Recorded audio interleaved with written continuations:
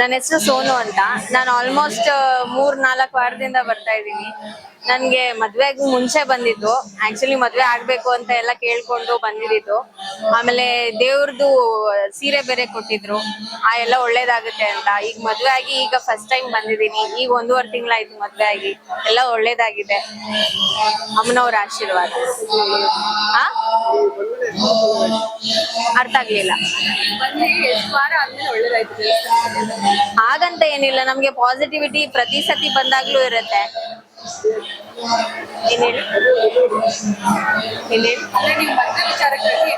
ಹಾ ಹೌದು, ಅದೇ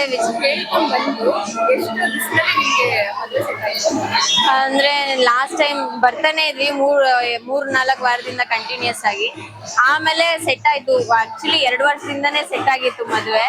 ಅದು ಇನ್ನ ಇದಿರ್ಲಿಲ್ಲ, ಪೆಂಡಿಂಗ್ ಅಲ್ಲಿ ಇತ್ತು. ಅದೇ ಮದ್ವೆ ಸೆಟ್ ಆಯ್ತು. ಹಾಗಾಗಿ ಇಲ್ಲ, ಬನ್ನಿ, ಹರಕೆ ಕಟ್ಕೊಳ್ಳಿ, ಎಲ್ಲ ಒಳ್ಳೇದಾಗುತ್ತೆ.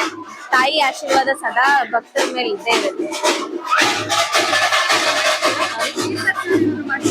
ಹಾ ಹೌದು, ಮಾರ್ನಿಂಗ್ ತೀರ್ಥ ಸ್ನಾನ ಇರುತ್ತೆ, ಎಲ್ಲ ಚೆನ್ನಾಗಿರುತ್ತೆ. ಪ್ರತಿಯೊಂದು ನೋಡಕ್ 2 ಕಣ್ಣು ಸಾಲದು.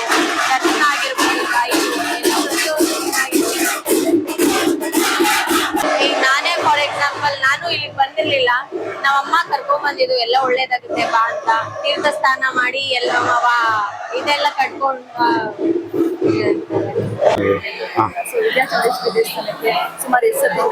ಒಂದು 3 ವರ್ಷದಿಂದ ಬರ್ತಾ ಇದ್ದೀನಿ. 3 ವರ್ಷದಿಂದ ಎವರಿ 2 ಮಂತ್ಸ್ 3 ಮಂತ್ಸ್ 6 ಮಂತ್ ಈ ಥರ ಬರ್ತೀವಿ. ಹಾಂ ಹೌದು, ಖಂಡಿತ ಒಳ್ಳೇದಾಗಿದೆ. ಸೊ ನಾವು ಹಿಂಗೆ ಇನ್ಸ್ಟಾಗ್ರಾಮಲ್ಲಿ ನೋಡಿದ್ವಿ, ಸೊ ಬರಬೇಕಂತ ಮನಸ್ಸಾಯಿತು. ಸೊ ಬಂದ್ವಿ. ಎಲ್ಲ ಇಲ್ಲಿ ಹೇಳ್ತಾರೆ, ಇಲ್ಲಿ ಅಮ್ಮ ಕರ್ಸ್ಕೋಬೇಕು ಅಂತ ಒಂದು ಅವಕಾಶ ಇದ್ರೆ ಮಾತ್ರ ಬರ್ಲಿಕ್ಕೆ ಸಾಧ್ಯ ಅಂತ ಹೇಳ್ತಾರೆ. ಸೊ ಇಲ್ಲಿ ಬಂದ್ವಿ. ನಾವು ಬರಬೇಕಾದ್ರೆ ನಾನು ನಿಜವಾಗೂ ಹೇಳ್ಬೇಕಂದ್ರೆ ನಾನೊಂದು ಚಿಕ್ಕ ಸೈಬರ್ ಇಟ್ಕೊಂಡಿದ್ದೀನಿ. ನಾನು ನಮ್ಮ ಮನಸ್ಸಲ್ಲಿ ಇದ್ದಂಥದ್ದನ್ನು ನಾನು ಒಂದು 5 ಪಾಯಿಂಟ್ಸು ಟೈಪ್ ಮಾಡ್ಕೊಂಡಿದ್ದೆ. ಸೊ ಅದು ಇಲ್ಲಿ ಬರಬೇಕು ಅಂತೇಳಿ. ಅದೇ ರೀತಿಯಲ್ಲಿ ಅಮ್ಮನ ಬಂದು ದರ್ಶನ ಮಾಡಿ ಪ್ರಶ್ನೆಗೆ ಹೋದಾಗ ಸ್ವಾಮಿಗಳು ನಾನು ಏನು ಬರ್ಕೊಂಡಿದ್ದೆ ಯಥಾವತ್ತಾಗಿ ಅದೇ ರೀತಿ ಹೇಳಿದರು. ಸೊ ಅದೇ ರೀತಿ ಇದುವರೆಗೂ ನನ್ನ ಜೀವನದಲ್ಲಿ ಹಂತವಾಗಿ ಸ್ಟೆಪ್ ಆನ್ ಸ್ಟೆಪ್ಪು ಇಂಪ್ರೂವ್ಮೆಂಟ್ ಆಗ್ತಾ ಬರ್ತಾ ಇದೆ. ಸೊ ಅದೇ ರೀತಿ ಆ ಭಕ್ತಿಯಿಂದನೇ ಕೂಡ ನಾನು ಅಮ್ಮನ ಅಪ್ಪಣೆ ಆದಾಗೆಲ್ಲ ನಾನು ಇದಕ್ಕೆ ಬರ್ತಾ ಇರ್ತೀನಿ, ಕುಟುಂಬ ಸಮೇತ ಹೋಗ್ತಾ ಇರ್ತೀನಿ. ಹೇಳಿ, ಹೊಸದಾಗಿ ವಿಸಿಟ್ ಮಾಡೋರ್ಗೆ ಏನಪ್ಪ ಅಂದ್ರೆ, ಈಗ ನಾಡದೇವತೆ ಚಾಮುಂಡೇಶ್ವರಿ ಇದ್ದಾಳೆ. ಚಾಮುಂಡೇಶ್ವರಿ ಇನ್ನೊಂದು ಅವತಾರನೇ ವಿದ್ಯಾಚೌಡೇಶ್ವರಿ ಅಂತ ನನ್ನ ವೈಯಕ್ತಿಕ ಭಾವನೆ. ಸೊ ಇತ್ತೀಚೆಗೆ ಗುರುಗಳು ಶೃಂಗೇರಿ ವಿದ್ಯಾಪೀಠಕ್ಕೆ ಬರೀ ಅರ್ಪಣೆ ಮಾಡಿದ್ದಾರೆ. ಮಕ್ಕಳಿಗೆ ಅಕ್ಷರಾಭ್ಯಾಸ ಆಗ್ತದೆ. ಸೊ ಅಲ್ಲಿ ಮೂಲತಃ ಶೃಂಗೇರಿಯಲ್ಲಿ ಆಗ್ತಾ ಇತ್ತು, ಇವಾಗ ಇಲ್ಲೂ ಕೂಡ ಪ್ರಾರಂಭ ಮಾಡಿದ್ದಾರೆ. ಶೃಂಗೇರಿಯಲ್ಲಿ ಏನು ಪದ್ಧತಿ ಸಂಸ್ಕೃತಿ ನಡೀತಾ ಇದೆ, ಅದೇ ರೀತಿ ಇಲ್ಲೂ ಕೂಡ ನಡೀತಾ ಇದೆ. ಹೊಸ ನೀತಿ ಸಂಹಿತೆ ಇರ್ಬೋದು, ಊಟೋಪಚಾರ ಇರ್ಬೋದು, ಅನ್ನದಾಸೋಹ ಇರ್ಬೋದು, ಗೋಶಾಲೆ ಇರ್ಬೋದು, ಅಥವಾ ಮಠನ ಇಂಪ್ರೂವ್ಮೆಂಟ್ ಮಾಡ್ತಕ್ಕಂಥ ಇರ್ಬೋದು. ಸುಮಾರು ದೂರಗಳಿಂದ ರಾಜ್ಯದ ಮೂಲೆ ಬೇರೆ ರಾಜ್ಯಗಳಿಂದ ಇಲ್ಲಿ ಬರ್ತಾ ಇದ್ದಾರೆ. ನೋಡ್ದಂಗೆ ಎಲ್ಲರೂ ಅವ್ರ ಕಷ್ಟ ಹೊತ್ಕೊಂಡೇ ಬರ್ತಾರೆ. ಹೋಗ್ಬೇಕಾದ್ರೆ ಒಂದು ನಗುಮುಖಂತ ಹೋಗ್ತಾರೆ. ಇಲ್ಲಿಗೆ ಬಂದಾಗ ಒಂದು ಆತಂಕ ಇರ್ತದೆ ಕೆಲವರಿಗೆ. ಇಲ್ಲಿ ಬಂದು ಹೋಗ್ತಾಗ ಅವ್ರ ಮನಸ್ಸು ಮುಖಗಳು ನೋಡಿದ್ರೆ ನಿಮ್ಗೆ ಚಾರ ನೋಡಿದ್ರೆ ಗೊತ್ತಾಗುತ್ತೆ. ಯಾಕೆಂದ್ರೆ ಇವನ ಇಲ್ಲಿ ಬಂದ್ರೆ ಒಂದು ಪಾಸಿಟಿವ್ ಎನರ್ಜಿ ಪಾಸ್ ಆಗೋದು ಒಂದು ಫೀಲಿಂಗ್ ಆಗ್ತದೆ. ಸೊ ನಂಬಿಕೆ ಇಡಬೇಕು ದೇವ್ರ ಮೇಲೆ. ಸೊ ನಮ್ಮ ಭಾರತ ದೇಶ ಹಿಂದೂ ಪುರಾಣ ದೇಶ. ಹಾಗಾಗಿ ಎಷ್ಟು ದೇವತೆಗಳು ಪೂಜೆ ಮಾಡ್ತೀವಿ ಅಷ್ಟೇ ದೇಶಕ್ಕೂ ಒಳ್ಳೇದು, ನಮಗೂ ಒಳ್ಳೇದು. ಮಕ್ಕಳ ವಿದ್ಯಾಭ್ಯಾಸಕ್ಕಂತೂ ಹೇಳಿ ಮಾಡಿಸಿದಂಥ ಕ್ಷೇತ್ರ ಇದು. ಇಷ್ಟು ಹೇಳು.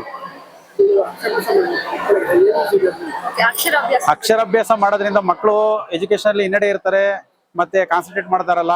ಸೊ ಅಕ್ಷರಾಭ್ಯಾಸ ಮಾಡಿದ ನಂತರದಲ್ಲಿ ಮಕ್ಕಳಲ್ಲಿ ತುಂಬಾ ಬೆಳವಣಿಗೆ ಕಾಣುತ್ತೆ.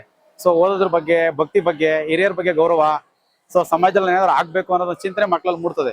ಸೊ ಅದು ನನ್ನ ಮಗನಿಗೂ ಕೂಡ ಅಕ್ಷರಾಭ್ಯಾಸ ಮಾಡಿಸಿದ್ದೀನಿ. ಸೊ ನನ್ನ ಮಗನೂ ಕೂಡ ಅಕ್ಷರಾಭ್ಯಾಸ ಮಾಡಿಸಿದ್ದೀನಿ. ನನ್ನ ಮಕ್ಕಳಲ್ಲೂ ಕೂಡ ಬೆಳವಣಿಗೆ ಕಾಣ್ತಾ ಇದ್ದೀನಿ.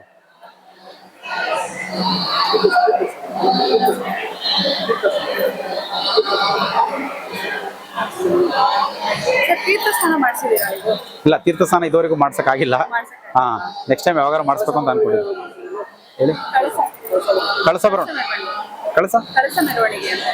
ಮೆರವಣಿಗೆ ನಾವು ಪಾಲ್ಗೊಂಡಿದ್ದೀವಿ, ಮಡ್ಲಕ್ಕೆ ಕೊಟ್ಟಿದ್ದೀವಿ. ಅದು ಉತ್ಸವ ತುಂಬಾ ಚೆನ್ನಾಗಿರುತ್ತೆ. ಅದು ಪೂರ್ಣಿಮೆ ದಿನ, ಅಮಾವಾಸ್ಯೆ ದಿನ ತುಂಬಾ ಚೆನ್ನಾಗಿ ನಡೀತದೆ. ನವರಾತ್ರಿಗಳಲ್ಲಿ ತುಂಬಾ ಚೆನ್ನಾಗಿ ನಡೀತದೆ. ನವರಾತ್ರಿಲೂ ಕೂಡ ದಸರಾ ಟೈಮಲ್ಲಿ ಒಂದ್ಸರಿ ಭಾಗಿಯಾಗಿದ್ವಿ. ಆ ಟೈಮಲ್ಲಿ ಕುಮಾರಸ್ವಾಮಿಯವರು ಕೂಡ ಹೋಮವನಗಳು ಅಲ್ಲಿ ಭಾಗಿಯಾಗಿದ್ರು. ಆ ಟೈಮಲ್ಲಿ ನಾವು ಕೂಡ ಭಾಗಿಯಾಗಿದ್ವಿ. ದಸರಾ ಟೈಮಲ್ಲಿ ತುಂಬಾ ಚೆನ್ನಾಗಿ ನಡೀತದೆ. ಬೆಳಿಗ್ಗೆಯಿಂದ ಸಂಜೆ ಗಂಟೆ ನಡೀತದೆ. ಬಸವೊಂದಂತೂ ಪವಾಡ ಕೇಳೋಂಗೆ ಇಲ್ಲ. ಅದು ನೀವೇ ಅನ್ಕೊಂಡಿರ್ತೀವಿ, ಅದೇ ರೀತಿ ಅದು ಪಾದ ಕೊಟ್ಟಂಗೆ ಹಂಗೆ ಆಗುತ್ತೆ. ಇವಾಗ ನಾನೊಂದು ಬೋರ್ ಹಾಕ್ಸ್ಬೇಕು ಅಂತ ಬಸವನ ಪಾದ ಕೇಳ್ಕೊಂಡು ಹೋಗಿ ಬೋರ್ ಹಾಕ್ಸ್ದೆ. ತುಂಬಾ ಚೆನ್ನಾಗಿ ನೀರು ಬಂತು ನಮ್ಮ ಮನೇಲಿ. ಎಲ್ಲ ನಮ್ಮ ಕುಟುಂಬಕ್ಕೆ ತುಂಬಾ ಒಳ್ಳೇದಾಗಿದೆ.